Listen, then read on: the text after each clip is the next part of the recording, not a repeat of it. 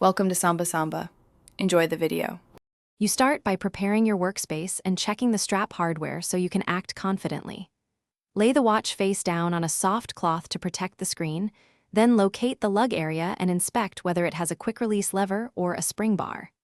If you have a small spring bar tool, position its forked end between lug and strap. If you only have a flat screwdriver, use it gently and keep a tray ready for small parts. This initial access makes the next step safe and efficient. Now you remove the strap. Technique depends on the pin. For quick-release pins, pinch and slide the tiny lever toward the strap center, then pull the strap out while holding pressure. For traditional spring bars, compress the bar inward with the fork tool, then gently pivot the strap down and away from the lug. Once one side clears, repeat on the other. Work slowly so the bar doesn't snap free. If it surprises you, stop, restabilize the watch, and continue to prevent lost parts.